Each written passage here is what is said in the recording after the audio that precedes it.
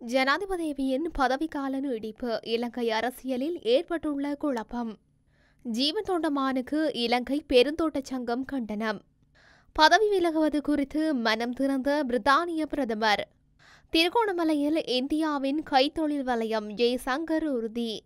பொதுத் தேர்தலில் 130 ஆசனங்களை பெறுவோம். பாதுகாப்பு உயர் பதவிகளை வகிப்போர் குறித்து ஜனாதிபதி முக்கிய தீர்மானம். வெளியாகிய அதிவிசேட வர்த்தமானி சஜித் தரப்பு குற்றச்சாட்டு.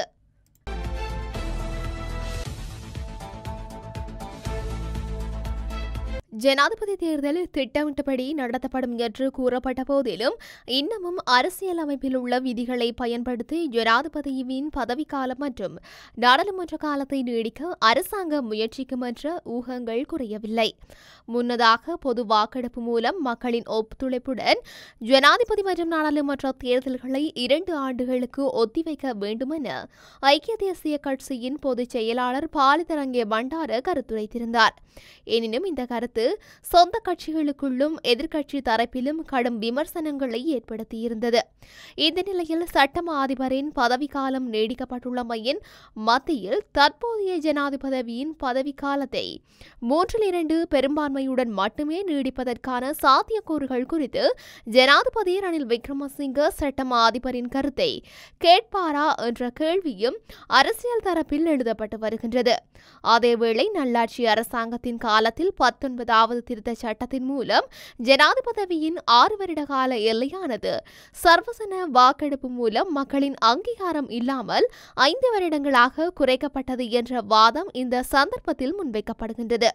எனவே 6 ஆண்டுகளுக்கு மேல் பதவிக்காலத்தை நீடிக்க பொது வாக்கெடுப்பு நடத்தப்பட வேண்டுமென்றால் தற்போதுள்ள 5 ஆண்டு வரம்பை வாக்கெடுப்பு நடத்தாமல் மேலும் ஓராண்டுக்கு நீடிக்க முடியும் என்றும் வாதிடப்படுகின்றது.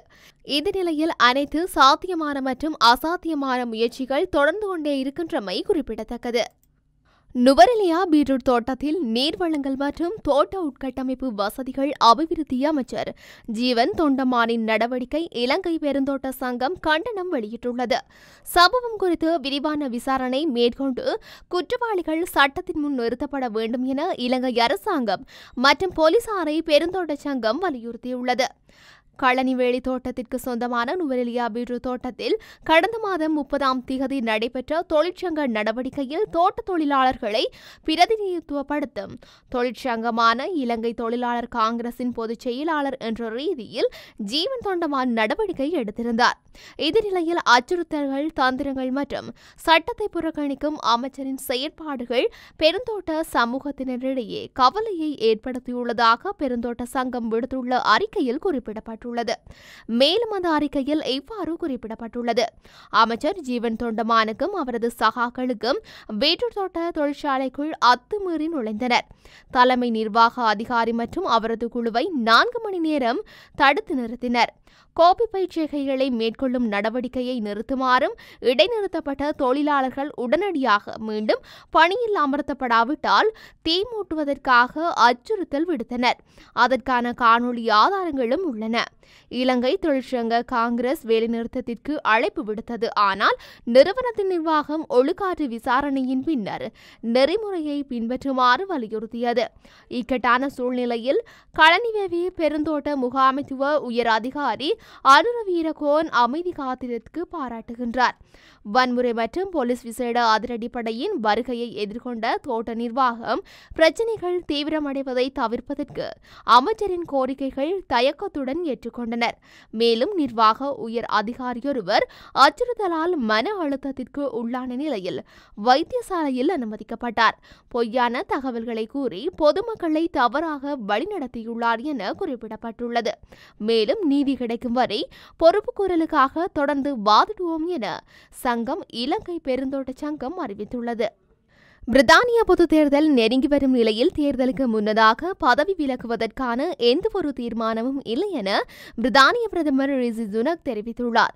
பிரான்சின் நார்மண்டில் இடம்பெற்ற 80வது T10 நிகழ்வில் பிரித்தானிய பிரதமர் ரிஷி சுனக் சிறிது நேரம் கலந்து கொண்டமைக்கு மன்னிப்பு கோரியமை கடுமையாக விமர்சிக்கப்பட்டது.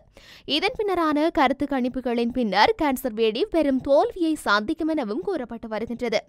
இந்த நிலையில் நேர்காணல் ஒன்றின் போது ரிஷி சுனக் ஜெயசூரியக்கிடம் பதவி விலகுவது பற்றி யோசித்தீர்களா என கேள்வி எழுப்பப்பட்ட நிலையில் அவ்வாறான எந்தவித தீர்மானமும் இல்லை என அவர்கள் பதிலளித்துள்ளனர். இது தொடர்பில் மேலும் கருத்து தெரிவித்த அவர், நான் முன்னோக்கி செல்வதிலிருந்து பின்வாங்க போவதில்லை.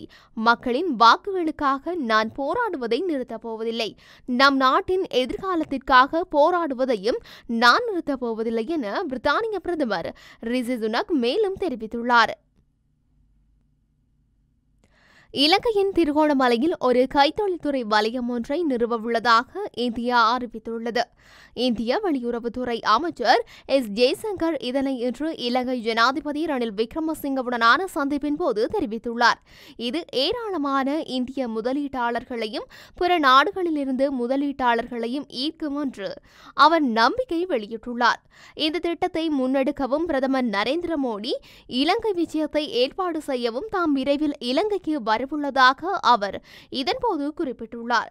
இந்த நிலையில் இலங்கையின் புதிய பொருளாதார மாற்ற சட்டம் விவசாயம், சுகாதாரம், கல்வி மற்றும் பொருளாதார நிர்வாகத்தில் அதிகாரங்களை மாகாண சபைகளுக்கு வழங்கும் என்று ஜனாதிபதி விக்ரமசிங்க குறிப்பிட்டுள்ளார்.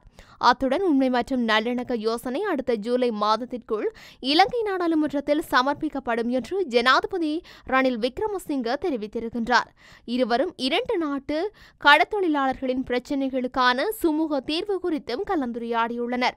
இந்த நிலையில் இலங்கையில் இந்திய வம்சாவளி தமிழர்கள் வாழும் லைன் அறைகளை கொண்ட பெருந்தோட்டங்கள் வர்த்தமானியின் மூலம் பெருந்தோட்ட கிராமங்களாக அறிவிக்கப்படும் என்றும் உள்நாட்டு அமைச்சகத்தின் கீழ் அவை அபிவிருத்தி செய்யப்படும் என்றும் ரணில் விக்ரமசிங்க தெரிவித்துள்ளார். பொதுத் தேர்தலில் 120 முதல் 130 ஆசனங்களை பெற்றுக்கொள்ள முடியும் என தேசிய மக்கள் சக்தியின் தலைவர் அனுரகுமார திசாநாயக்க தெரிவித்துள்ளார். ஹம்பாந்தோட்டையில் நடைபெற்ற நிகழ்வு ஒன்றில் இந்த விடயத்தை தெரிவித்துள்ளார். மேலும் ஜனாதிபதி தேர்தலில் வெற்றியீட்டிய பதவி பிரமாணம் செய்து கொள்ளும் அதே தினத்திலேயே நாடாளுமன்றம் கலைத்து தேர்தல் அறிவிப்பு விடுக்கப்படும். தேர்தலில் வெற்றியீட்டக்கூடிய பின்னணி தற்பொழுது ஐக்கிய மக்கள் சக்திக்கு ஏற்பட்டுள்ளது. தற்பொழுது தமது கட்சியின் நாடாளுமன்ற உறுப்பினர் எண்ணிக்கை 3ஆக காணப்படுகின்றது. இது அடுத்த நாடாளுமன்ற தேர்தலில் 120 முதல் 130 ஆக உயர்வடையும் என்றார். பாதுகாப்புத்துறை சார் உயர் பதவிகளை வகிக்கும் அதிகாரிகளின் பதவிக்காலங்களை நீடிப்பதற்கு ஜனாதிபதி ரணில் விக்ரமசிங்க தீர்மானித்துள்ளார். எதிர்வரும் டிசம்பர் மாத இறுதி வரையில் இவ்வாறு பதவிக்காலம் நீடிக்கப்பட உள்ளது. ஜனாதிபதியின் இந்த தீர்மானத்திற்கு அமையவே பாதுகாப்பு படைகளின் பிரதானி ஜெனரல் சவேந்திர சில்வாவுக்கு அண்மையில் பதவிக்காலம் நீடிக்கப்பட்டுள்ளது. எதிர்வரும் டிசம்பர் மாதத்திற்கு முன்னதாக தங்களது பதவிக்காலம் முடிவடையும் முப்படை தளபதிகள் மற்றும் பாதுகாப்புத்துறை பிரதானிகளின் பதவிக்காலம் இவ்வாறு நீடிக்கப்பட உள்ளது. ஜனாதிபதி தேர்தல் முடிவடையும் வரையிலான நாட்டில் பாதுகாப்பு திட்டம் அதேவிதமாக முன்னெடுக்கும் நோக்கில் இந்த தீர்மானம் எடுக்கப்பட்டுள்ளது. இலங்கை கிரிக்கெட் நிர்வாக அதிகாரிகளின் சேவை காலத்தை மேலும் 8 வருடங்கள் நீடிப்பதற்கான விசேட வர்த்தமானி அறிவித்தலை அரசாங்கம் வெளியிட்டுள்ளதாக எதிர்க்கட்சியின் பிரதான அமைப்பாளர் லக்ஷ்மன் கிரியல்ல குற்றம் சுமத்தியுள்ளார். ஊடகவியலாளர் சந்திப்பில் நேற்று கலந்து கொண்டு கருத்து தெரிவித்த போதே அவர் இதனை கூறியுள்ளார். 2020 உலக கிண்ண போட்டிகள் நடைபெற்று வரும் காலப்பகுதியில் திடீரென இந்த வர்த்தமானி அறிவித்தல் வெளியிடப்பட்டுள்ளது. இதேவேளை விளையாட்டுத்துறை அமைச்சரினால் வெளியிடப்பட்டுள்ள இந்த வர்த்தமானியினூடாக கிரிக்கெட் சபையின் தலைவர் மற்றும் செயலாளர் 8 வருடங்கள் பதவி வகித்து அந்த பதவிகளை விட்டு வெளியேறியதன் பின்னர் மேலும் 16 வருடங்கள் நிறைவேற்று உறுப்பினர்களாக பணியாற்ற முடியும் என கூறப்பட்டுள்ளது. எவ்வாறாயினும் எங்களது அரசாங்கம் ஆட்சிக்கு வந்தால் குறித்த வர்த்தமானி அறிவித்தல் நீக்கப்படும் என தெரிவித்துள்ளார். பெல்ஜியம் நாட்டின் பிரதமராக இருந்த அலெக்சாண்டர் டி க்ரூ பதவி விலகல் செய்துள்ளதாக சர்வதேச செய்திகள் தெரிவிக்கின்றன. தேசிய மற்றும் ஐரோப்பிய நாடாளுமன்ற தேர்தலில் தனது கட்சி படுதோல்வி அடைந்திருந்ததையொட்டி அவர் இந்த முடிவை அறிவித்துள்ளார். தேர்தல் பிரச்சாரத்தில் நான் முக்கிய தலைவராக இருந்தேன். இது நான் எதிர்பாராத முடிவு. எனவே தோல்விக்கு நானே பொறுப்பேற்கின்றேன் என பெல்ஜியம் பிரதமர் குறிப்பிட்டுள்ளார். அத்துடன் எங்களுக்கு இது மிகவும் கடினமான மாலை. நாங்கள் தோற்றோம். நாளை முதல் நான் பிரதமர் பதவி விலகல் செய்வேன் என்று ஞாயிற்றுக்கிழமை தனது ஆதரவாளர்களுக்கு ஆற்றிய உரையில் தெரிவித்துள்ளார். மேலும் அவர் தனது பதவி விலகல் முடிவை அறிவிக்கும் போது கண்ணீர் விட்டு அழுதமையும் இங்கு குறிப்பிட்டார். குறிப்பிடத்தக்கது. மலாவியின் துணை அதிபர் சவுலோஸ் சிலிமாவை ஏற்றிச் சென்ற இராணுவ விமானம் காணாமல் போனதாக அரசாங்கம் தெரிவித்துள்ளது. டேராடில் இருந்து விலகியதிலிருந்து விமானத்துடன் தொடர்பு கொள்ள விமான அதிகாரிகளின் அனைத்து முயற்சிகளும் இதுவரை தோல்வியடைந்துள்ளதாக அந்த நாட்டு அரசாங்கம் தெரிவித்துள்ளது. காணாமல் போன குறித்த விமானத்தில் மலாவியின் துணை அதிபரான 51 வயதான சிலிமா மற்றும் 9 பேர் பயணித்ததாக தெரிவிக்கப்படுகின்றது. இந்த நிலையில் மலாவியின் லாசர் சாக்ரோக் பிராந்திய மற்றும் தேசிய படைகளுக்கு விமானம் இருக்கும் இடத்தை கண்டறிய உடனடி தேடுதல் மற்றும் மீட்பு நடவடிக்கையை மேற்கொள்ளுமாறு உத்தரவிட்டுள்ளார். மேலும் பணி நிமித்தமாக பஹாஸ் நாட்டிற்கு செல்லவிருந்த அதிபர் ஜாக்ரோ தனது பயணத்தையும் ரத்து செய்துள்ளதாக தெரிவிக்கப்படுகின்றது. இதேவேளை 2022ஆம் ஆண்டில் பிரிட்டிஷ் மலாவி தொழிலதிபர் சம்பந்தப்பட்ட லஞ்ச ஊழல் செய்ததாக கைது செய்யப்பட்டு குற்றம் சாட்டப்பட்ட போது துணை அதிபர் சிலிமாவின் அதிகாரங்கள் பறிக்கப்பட்டமை இங்கு குறிப்பிடத்தக்கது. அமெரிக்காவில் உள்ள சிவில் உரிமைகள் குழுவான அரசியலமைப்பு உரிமைகளுக்கான மையமானது அந்த நாட்டு அதிபர் ஜோ பைடன் மீது வழக்கு தாக்கல் செய்துள்ளது.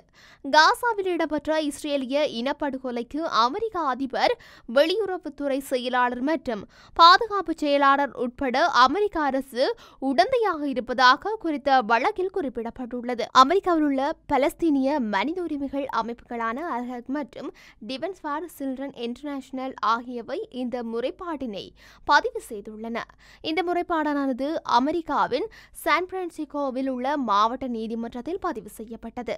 போரில் 5 குடும்ப உறுப்பினர்களை இழந்த வழக்கின் வாதியான லைலா எல்-ஹைட் என்ற நபர், காசாவில் எஞ்சியிருக்கும் எனது குடும்ப உறுப்பினர்களுக்கு அவர்கள் சார்பாக வாதிடுவதற்கு என்னால் முடிந்த அனைத்தையும் செய்வேன், இதை நான் உறுதியளிக்கின்றேன் என கூறியுள்ளார்.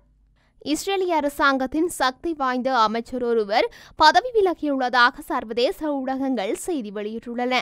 இஸ்ரேலிய போர் அமைச்சரவையின் முக்கியஸ்தராக கருதப்படும் பென்னி கிராண்டர்ஸ் என்பவரே இவ்வாறு பதவி விலகியுள்ளதாக தெரிவிக்கப்படுகின்றது. யுத்தத்தின் பின்னர் காசா பகுதிகளுக்கான தெளிவான திட்டத்தை இஸ்ரேல் பிரதமர் பெஞ்சமின் நெத்தன்யாகு முன்வைக்காததால் ஏற்பட்ட நெருக்கடி காரணமாக அவர் அரசாங்கத்திலிருந்து விலகியுள்ளதாக குறிப்பிடப்படுகின்றது. மேலும் டெல் அவிவ் நகரில் நேற்று ஊடகங்களுக்கு கருத்து தெரிவித்த அவர், ஆழ்ந்த வருத்தத்தின் காரணமாக இந்த முடிவுக்கு வந்ததாக தெரிவித்துள்ளமை குறிப்பிடத்தக்கது. பிரான்ஸ் ஜனாதிபதி எமானுவேல் மேக்ரன் அந்த நாட்டு நாடாளுமன்றத்தை கலைத்துள்ளார்.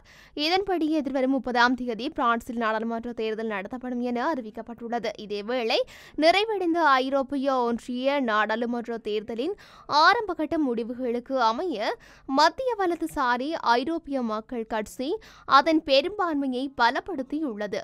ஐரோப்பிய ஒன்றிய நாடுகளில் கடந்த 4 நாட்களாக நாடாளுமன்ற தேர்தல் வாக்கெடுப்புகள் இடம்பெற்றன. இத்தாலி, ஆஸ்திரேலியா மற்றும் ஜெர்மன் போன்ற நாடுகளில் வலதுசாரி கட்சி முன்னிலையில் உள்ளதாக தெரிவிக்கப்படுகின்றது. அதே நேரம் தாராளவாத கட்சி உள்ளிட்ட ஏனைய கட்சிகளின் பின்னடைவை சந்தித்துள்ளதாக தகவல்கள் வெளியாகியுள்ளமை இங்கு குறிப்பிடத்தக்கது.